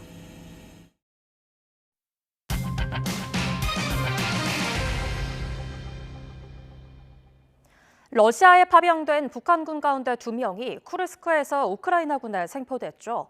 이들은 파병 사실을 몰랐고 훈련을 받기 위해 이동하는 줄 알았다고 주장한 걸로 전해졌습니다. 생포 당시 전장에서 낙오돼 닷새 동안 물도 못 마신 상태였다고 하는데요. 생명의 지장은 없는 걸로 확인됐습니다. 우크라이나 보안국 대변인의 말 들어보시죠. Наголошує, що їхав нібито на навчання, а не на війну проти України. Полонені не розмовляють українською, англійською чи російською мовами, тож спілкування з ними відбувається через перекладачів корейської мови у взаємодії із розвідкою Південної Кореї NRS. 들으신 대로 현재 우리 국정원이 신문에 참여하고 있는데요. 이들의 한국행이 가능할지에도 관심이 쏠립니다. 젤렌스키 대통령은 북한 김정은 위원장에게 러시아에 억류된 우크라이나군의 포로 교환을 제의했는데요. 다만 이들이 북한으로 돌아가기 원하지 않을 경우 다른 방법이 있을 수 있다며 여지를 남겼습니다. 정유신 기자가 보도합니다. 생포된 뒤 응급치료를 받은 북한군 포로들은 2005년생과 1999년생, 우리 나이로 20살과 26살입니다. 우리 국정원의 공조로 한국인 통역사를 통해 조사가 이뤄지고 있고 비교적 협조적인 분위기로 알려졌습니다. 누구랑 싸운다고 했어? 훈련을 실전처럼 해본다고 했어요. 이들은 투바공화국 허위 신분증을 소지했고 전쟁에 투입되는 줄 전혀 몰랐다고 진술했습니다. 현재 2명 모두 생명에 지장이 없어 치료와 신문을 위해 키이우로 호송된 상태입니다.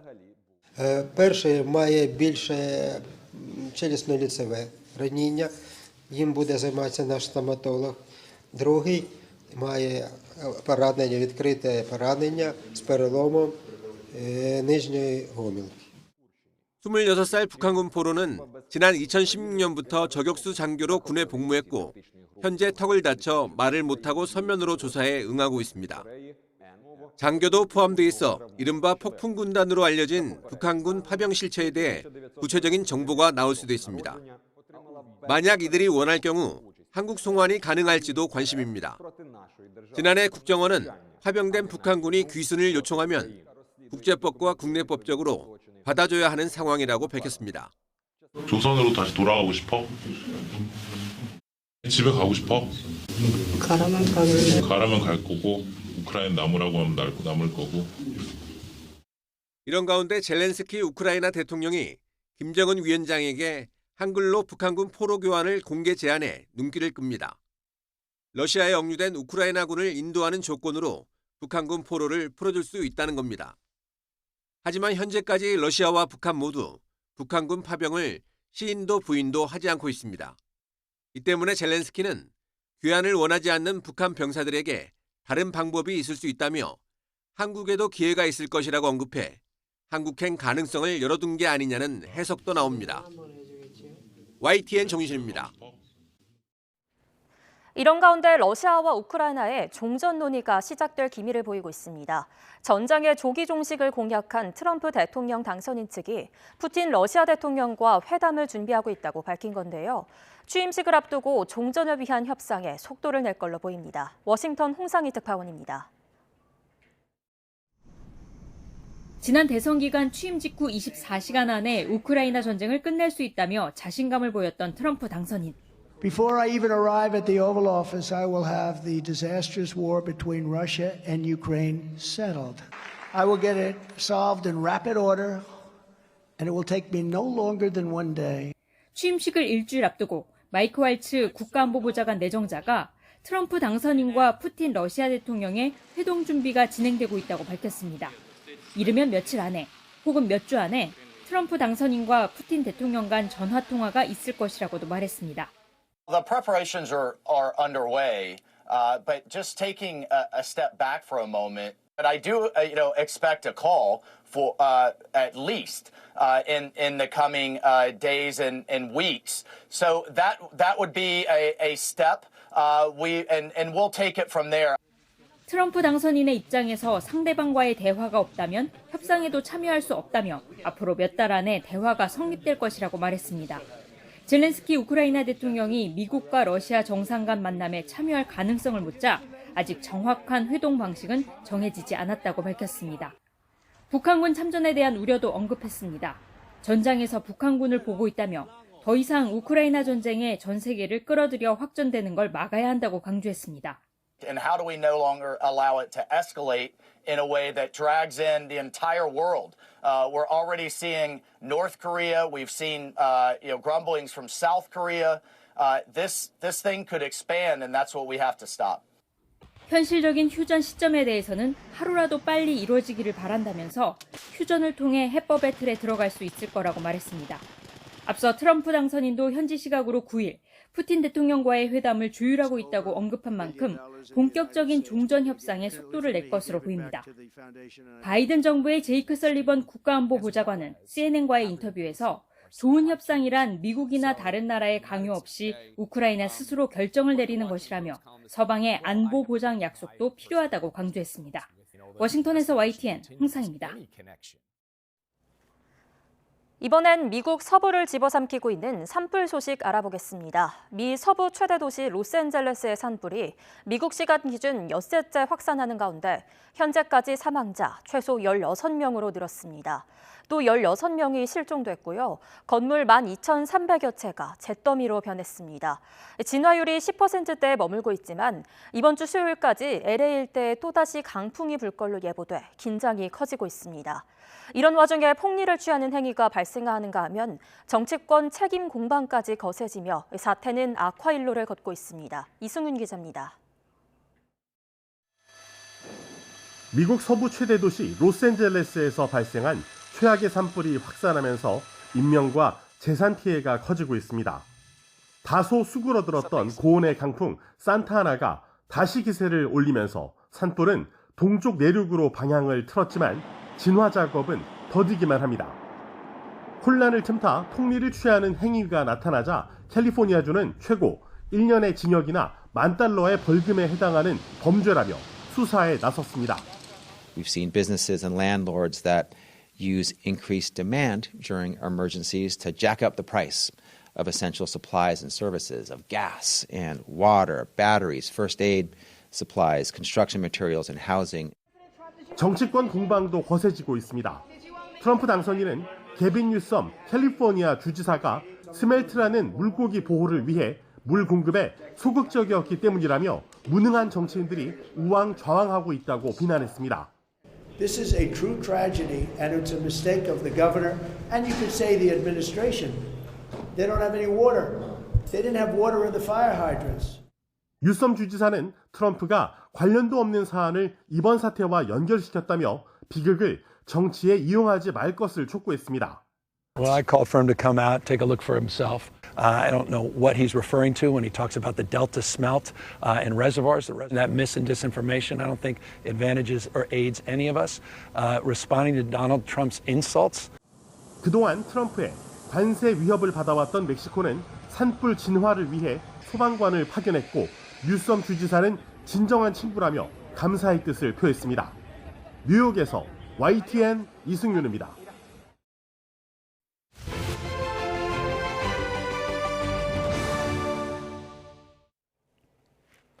공조수사본부가 이르면 이번 주 윤석열 대통령에 대한 체포영장 재집행에 나설 것으로 보입니다. 공수처와 경찰은 대통령 경호처를 전방위로 흔들며 2차 집행을 준비하고 있습니다. 현장 취재기자 연결합니다. 이경국 기자. 네, 공수처입니다. 네, 체포영장 재집행이 임박했다는 분석이 나오는데 공수처 쪽 분위기는 어떻습니까? 네, 윤 대통령에 대한 두 번째 체포영장 발부된 지 벌써 일주일이 다 되어갑니다. 오늘도 이른 새벽부터 계속 공수처 상황을 저희가 확인을 하고 있는데요. 차량도 그대로 주차가 돼 있고 아직 특별한 움직임은 보이지 않고 있습니다. 다만 체포영장 2차 집행이 임박했다는 것만큼은 분명해 보입니다. 공수처는 휴일인 어제도 법률 검토를 포함해서 경찰과 집행 계획을 구체화하는 데 주력했습니다. 특히 신중을 기하고 있는 만큼 집행에 투입할 인력 규모도 계속 변하고 있는 것으로 전해졌습니다. 공조수사본부는 대통령 경호처의 결속력을 흔들기 위한 조치들도 이어가고 있죠. 네, 우선 경찰은 김성훈 차장과 이광우 본부장 등 이 대통령 경호처 지휘부에 대한 수사를 이어가면서 압박 수위를 끌어올리고 있습니다. 이와 함께 공수처는 경호처에 대해서 형사처벌뿐만 아니라 민사상 손해배상 소송 그리고 구상권 청구까지 검토 중인 것으로 확인됐습니다. 철창과 차벽 등 관저 주변 장애물 철거에 드는 비용을 경호처에 사후 청구를 하고 부상자가 발생할 경우에는 손해배상 소송도 제기하겠다는 겁니다. 다만 경호처 직원들에 대해서는 영장 집행에 저항하라는 윗선 지시에 불복해서 직무유기로 고발당하더라도 추후에 처벌받지 않도록 조처하겠다는 계획입니다. 1차 집행 당시에 강한 반발이 있었던 만큼 공조본이 경호처 내부의 결속력을 떨어뜨리려는 조치에 나선 것으로 보입니다. 윤 대통령 측은 여전히 체포영장을 집행해서는 안 된다는 입장인데 특히 경찰력이 동원되는 데 대해서 강하게 반발하고 있다고요. 네, 맞습니다. 윤 대통령 변호인단 오늘 입장문을 냈습니다. 경찰이 영장을 집행할 법적 근거는 없다고 밝혔는데요.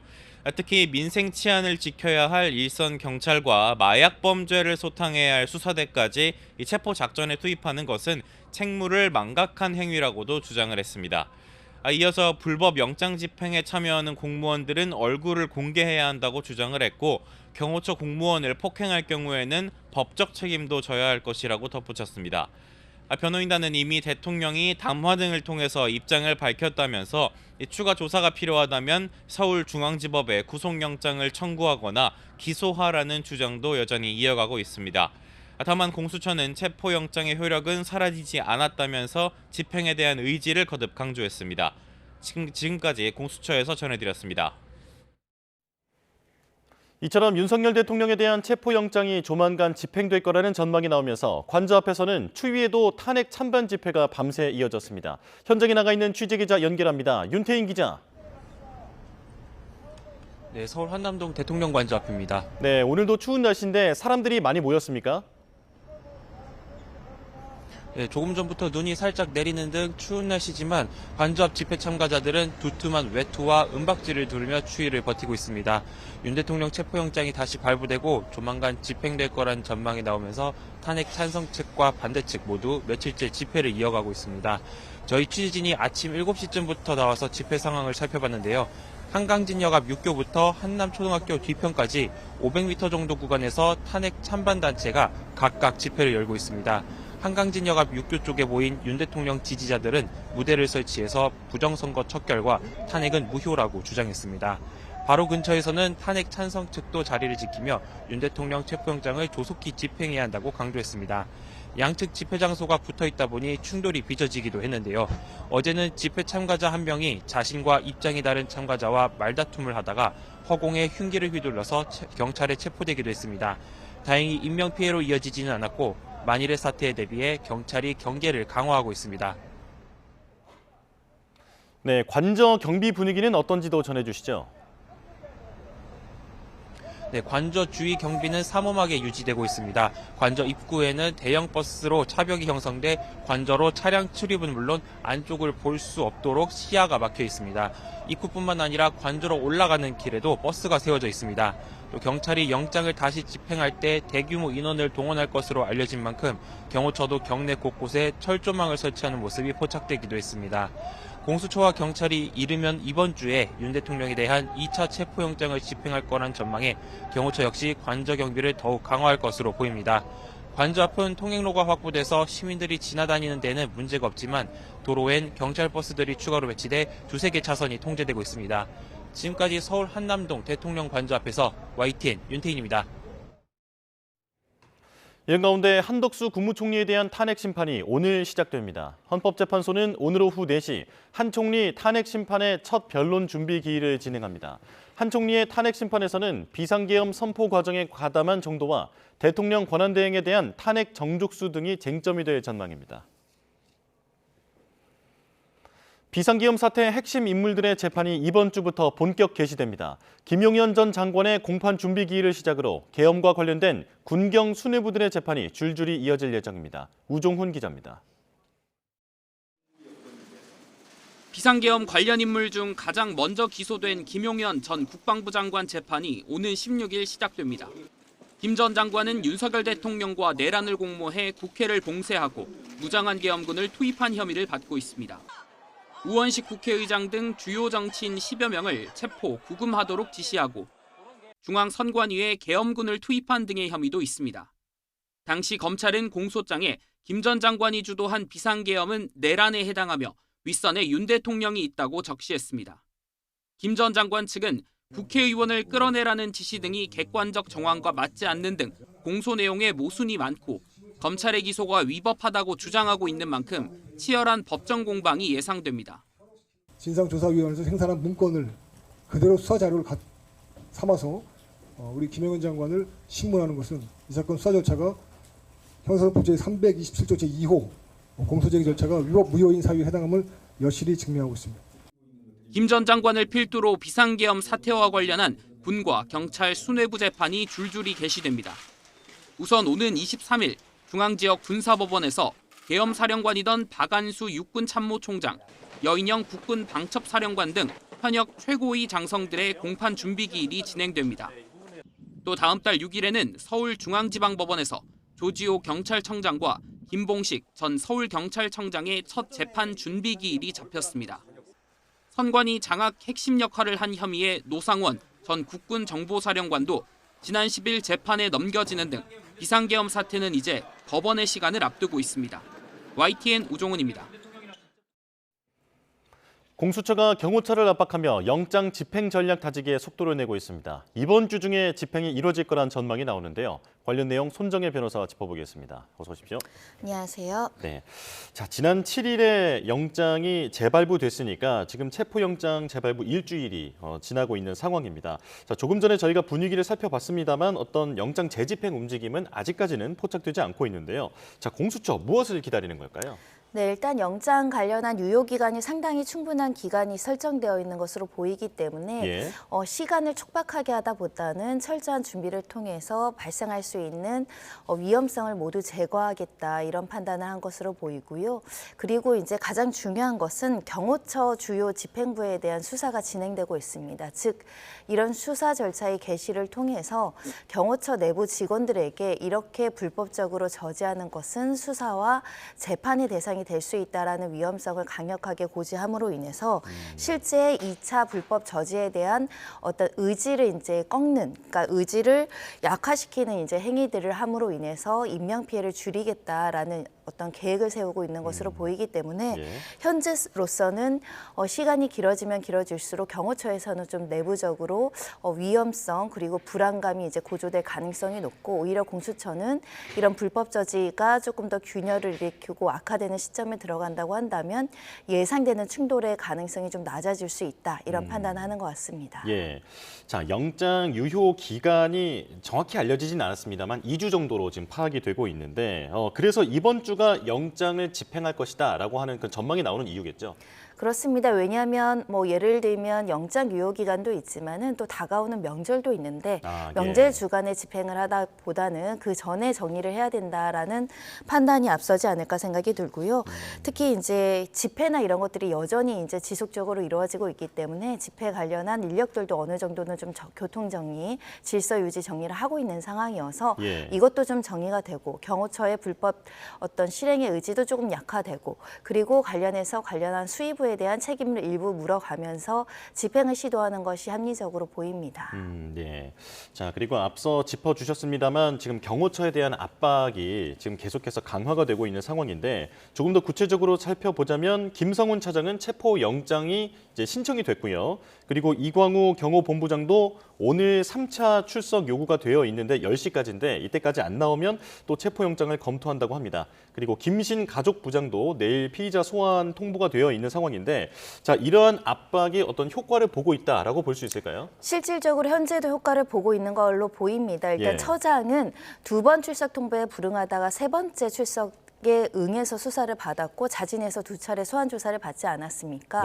특수공무집행 방해, 직권남용 혐의는 공무원들에게 적용되는 범죄 중에 가장 사실은 치명적인 어떤 결과 책임을 물을 수 있는 것이기 때문에 지금 집행 수의부가 이렇게 줄줄이 소환 대상이 되거나 영장 발부 대상이 된다는 것은 경호처 직원들에게 이 문제에 대해서 직접적으로 법적 책임에 대해서 해결해 줄 사람들이 없고 이것을 이 명령을 따르는 것이 위법한 명령에 따르는 행위다라는 것을 결과적으로 보여줄 수밖에 없기 때문에 경호처 내부에서도 많은 반대 의견들이 개진되고 있는 것으로 보이고 강경파의 책임부에 대해서는 우리 부하들을 이제 다치게 할 수 없다 이런 의견까지 나왔다라고 한다면 1차 집행처럼 일사불란하게 체포영장이 불법임을 전제로 무력으로 저지하기는 상당 부분 지금 부담감이 굉장히 높아진 상황이라고 보이고요. 실제 실행을 하는 경우에 막대한 재산적인 피해뿐만 아니라 인명피해에 대해서 모두 다 책임을 져야 되고 특수공무집행 방해를 넘어서 치상의 문제가 도래하거나 이 공공재산물에 대한 어떤 파괴 부분에 대한 재물손괴 부분도 책임질 가능성이 높아지고 있는 상황입니다. 자, 강경파로 알려져 있는 인물 중에 한 명이 바로 이광우 경호본부장인데 오늘 오전 10시에 3차 소환 통보가 되어 있으니까 이때 출석을 하는지도 중대한 어떤 분수령이 될 것으로 보입니다. 자, 공수처는 경호처 간부들의 수사 일정이 윤석열 대통령 체포와는 관련이 없다 이렇게 얘기를 하고 있지만 하지만 지금 직무대행을 맡고 있는 김성훈 경호차장의 체포영장이 만약에 발부되면 이게 어떤 신호탄처럼 보일 수 있다라고 하는 분석도 있거든요. 어떻게 보십니까? 그렇습니다. 2차 영장이 집행되는 데 있어서는 지금 김성훈 차장이 무력으로 저지하거나 위법한 명령을 통해서 경호처 직원들과 경비부대 직원들의 심리적으로 압박을 가하는 경우 체포의 실효성을 떨어뜨리는 요인이 될 수 있는데 만약에 이 사람 자체가 체포의 대상이 되고 불법적으로 저지하는 것이 현장에서 확인되는 순간 현행범 체포도 가능할 수 있기 때문에 그런 경우에는 이렇게 체포영장 에 대해서 물리력을 동원하는 것이 굉장히 한계가 있을 수 있다 이런 말씀을 드릴 수 있고요.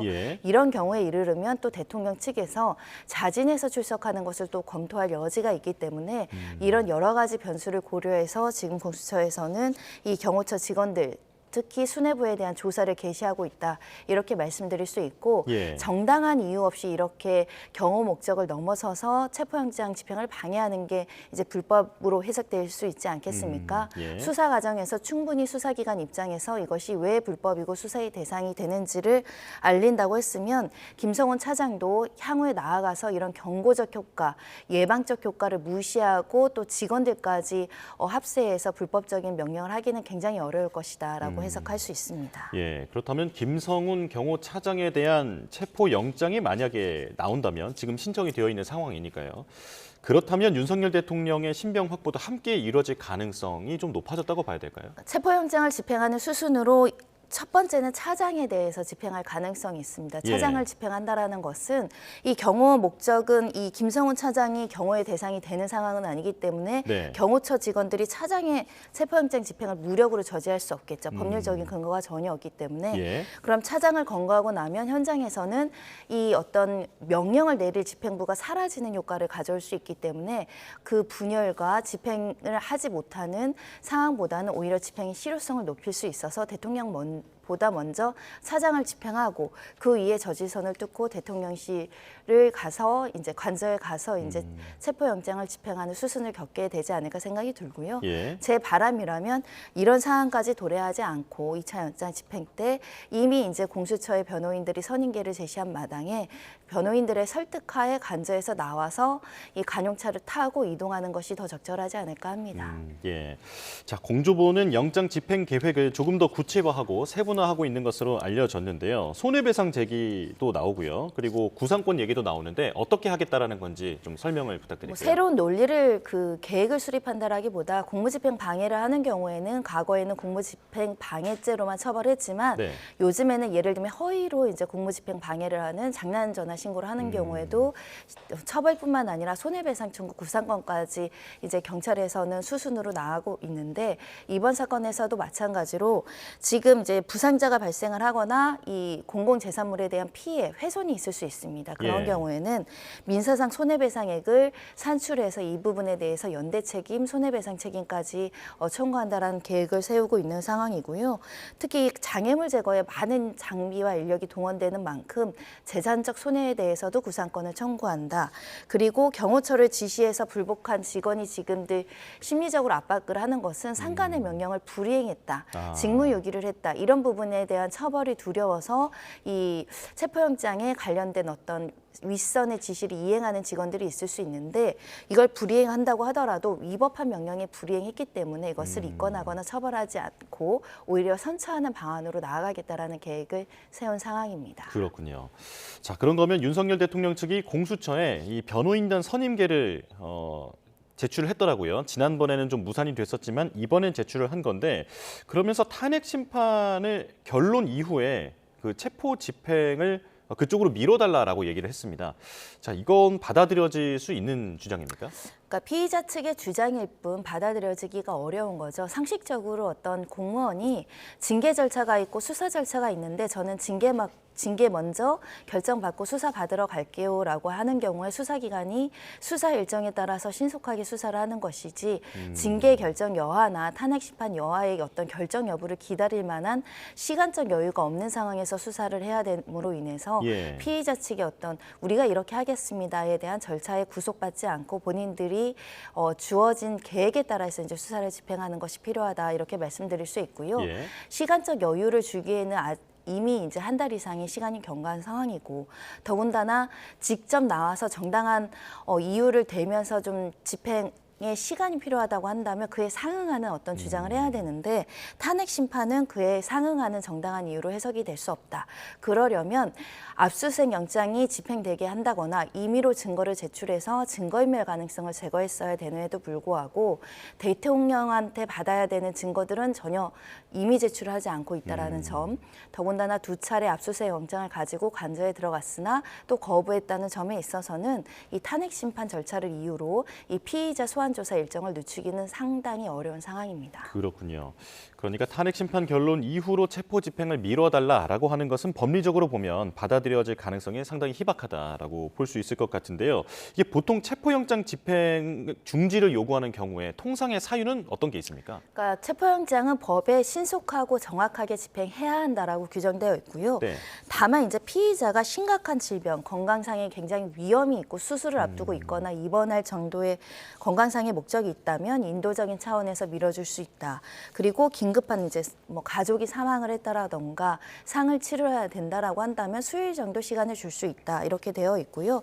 특히 이제 굉장히 중대한 오류가 발견된 경우에는 체포영장을 조금 늦출 가능성이 있지만 기본적으로는 체포영장이라는 것은 신속하게 이제 신병 확보와 신속한 수사가 필요해서 발부되는 것이기 때문에 아주 그 중대한 사유가 없는 한 집행을 막지는 못한다 이렇게 말씀드릴 수 있습니다.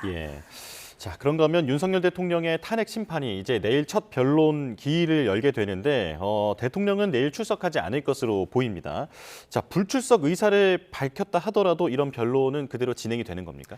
일단 법에는 이렇게 되어 있습니다. 첫 기일에는 피청구인이 출석을 할 의무가 있고요. 출석하지 않으면 다음 기일을 지정해서 한다라고 되어 있기 때문에 변론 기일 14일 날 나오지 않는 경우에는 16일 기일로 이제 변론 기일을 실질적으로 진행할 수 있어서 14일은 공절될 가능성이 많고 현재로서도 오늘 날짜 기준으로 헌법재판소에 피청구인 측이 구체적으로 서면으로 어떤 답변이나 내용을 정리하지 않은 것으로 확인이 됩니다.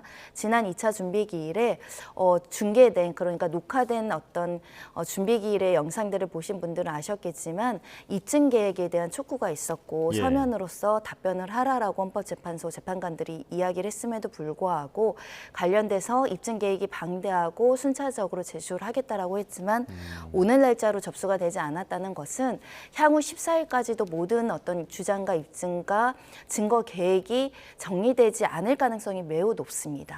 그리고 이렇게 주장과 입증 계획이 정리되지 않은 상황에서 피청군이 나온다 한들 구체적으로 구두로 입장을 설파하기도 시기상조라고 해석되기 때문에 14일은 나오지 않을 것으로 보이고 16일도 나오지 못할 것으로 예상되는 상황입니다. 그렇군요. 자, 그런가 하면 이제 오늘 오후에는 한덕수 국무총리의 탄핵 심판 첫 심리가 열립니다. 양측의 쟁점이 뭔지 다시 한번 정리해 주실까요? 그렇습니다. 일단은 피청구인 측에서는 절차적인 문제를 거론할 가능성이 굉장히 많아 보이는 상황입니다.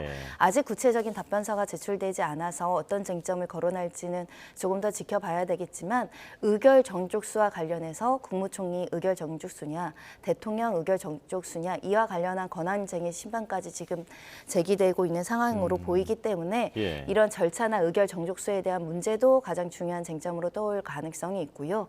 특히 헌법재판관 2인에 대해서 임명 권한을 행사하지 않은 것이 헌법상의 의무를 방기한 것이냐, 그 부작위의 문제가 이제 탄핵 사유로 거론될 것인가의 문제가 있는 것이고, 지금 소추단에서는 이 국무총리가 그 당시에 비상계엄과 관련해서 국무총리로서 해야 될 방지할 의무라든가 비상계엄의 위헌위법성을 알면서도 이것을 방조했다라든가 관련해서 국무회의 심의를 적절하게 하지 않았다던가 여러 가지 이제 위법하거나 직무 위반 사항을 정리하고 있기 때문에 헌재에서 실제 어떤 탄핵 사유를 쟁점으로 잡을 것인지 어떤 증거 계획을 세울 것인지 한덕수 총리도 경찰에서 소환돼서 조사를 받은 것으로 알려지고 있습니다. 그 수사 기록을 확보할 것인지 여러 가지 이제 증거 절차와 관련한 논의가 이루어질 것으로 보입니다.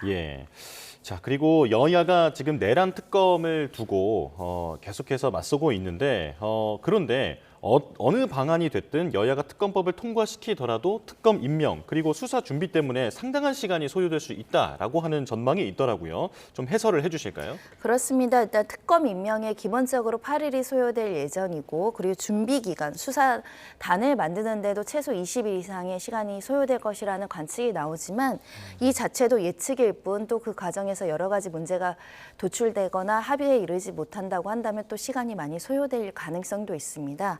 다만 이제 특검이라는 것은 수사 주체의 논란을 없애고 또 특검법에 따라서 객관적이고 공정하게 국민들에게 알 권리를 충분히 보장하는 절차로서 특검을 이제 설립을 한다는 취지이기 때문에 다소 시간이 걸린다고 하더라도 그 시간 동안 수사가 이제 중단되는 것이 아니라 공수처나 검찰에서는 계속 수사를 하고 있다가 관련된 수사 기록을 이첩하는 것이기 때문에 이 수사와 이 특검의 설립은 양립할 수 있는 부분입니다. 그런 측면에서는 특검법이 만들어진다고 하더라도 지금 이루어지는 수사 절차에는 큰 지장은 없다. 그렇기 때문에 절차가 언제 개시될지 좀 지켜볼 필요가 있습니다. 자, 그리고 오늘 16일에 김용현 전 국방부 장관의 재판이 시작이 됩니다. 내란 중요 임무 종사가 주요 혐의인데 12.3 비상계엄이 내란에 해당하느냐에 대한 이제 법적인 판단이 곧 나올 수 있다라고 보면 되는 걸까요?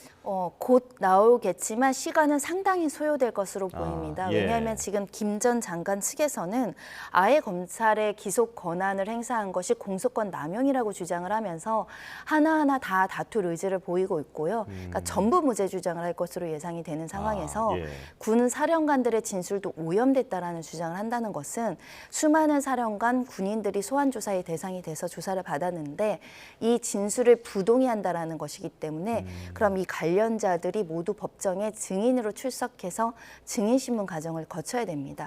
그렇다고 한다면 최소 수십 명 이상의 증인이 법정에서 나와야 된다는 것이고 그렇다고 한다면 한두 달 안에 끝날 재판은 아니고 최소 수개월 이상 증인신문이 예상이 되고 관련된 쟁점도 굉장히 많은 상황이고 대통령 다음으로 최정점에 있는 사람이기 때문에 하나하나 행위별로 굉장히 사실조사할 것이 많다. 이런 점을 지적드릴 수 있습니다.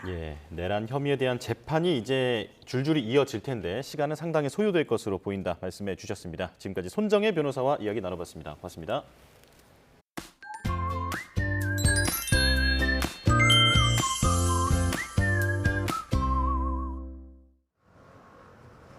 오늘 아침도 공기가 차가웠습니다. 오늘 서울 아침 기온은 영하 5.6도로 예년 이맘때 수준의 겨울 날씨를 보였는데요. 아침에 비해 기온은 낮 동안 크게 오릅니다. 오늘 서울 한낮 기온은 6도까지 오르면서 어제보다 3도가량 높아서 야외 활동하기 한결 수월하겠습니다. 밤사이 대기가 정체되면서 곳곳에서 초미세먼지가 말썽입니다. 현재 서울 등 수도권과 충청, 전북과 경북의 대기질이 나쁨 수준 보이고 있는데요. 오늘 이들 지역은 오전과 밤 한때 공기가 탁할 수 있겠습니다. 호흡기 건강 관리에도 유의하시기 바랍니다. 오늘 오후부터는 하늘빛도 점차 흐려지겠고 수도권과 영서지방에 산발적인 비나 눈이 내리겠습니다. 밤사이에는 충청과 일부 남부 내륙에도 약한 눈비가 확대하겠는데요. 예상되는 눈의 양은 강원도에 최고 5cm, 서울 등 그 밖의 지역은 1cm 안팎 정도가 되겠습니다. 오늘 낮 기온은 어제보다 2에서 3도가량 높겠습니다. 서울과 광주의 한낮 기온 6도, 대구는 7도가 예상됩니다. 이번 한 주간 심한 추위는 없겠고요. 주 중반에는 호남과 제주도를 중심으로 비나 눈이 내릴 전망입니다. 오늘도 동해안을 중심으로는 대기의 건조함이 극심하겠습니다. 특히 영동 지방에는 바람도 강하게 불고 있는 만큼 산불 등 화재 사고가 발생하지 않도록 불조심하셔야겠습니다. 지금까지 서울 상암동 야외 스튜디오에서 YTN 윤수빈입니다. 네, 조금 전에 들어온 속보 한 가지 전해드리겠습니다. 지금 민주당 윤건영 의원이 국회 기자회견에서 한 내용인데요. 윤석열 대통령이 어제도 경호처 간부들과 오찬을 가졌다고 합니다. 자, 경호처 간부 6명에게 무기 사용을 또 언급했다라는 게 윤건영 의원의 얘기입니다. 칼이라도 휴대해서 경찰을 무조건 막으라라고 지시를 했다고 합니다. 다시 한번 전해드리도록 하겠습니다. 체포영장의 2차 재집행을 앞두고서 지금 윤석열 대통령에 대한 이야기가 나오고 있는데요. 윤건영 민주당 의원이 국회 기자회견에서 대통령이 어제도 경호처 간부들과 오찬을 함께 했고 이 자리에서 경호처 간부 6명에게 무기 사용을 또 언급했다. 칼이라도 휴대해서 경찰을 무조건 막으라고 지시를 했다라는 언급을 했습니다. 이어지는 뉴스에서 자세한 내용 전해드리도록 하겠습니다. 네, 뉴스업 월요일 순서 마칩니다. 내일 다시 뵙겠습니다. 고맙습니다.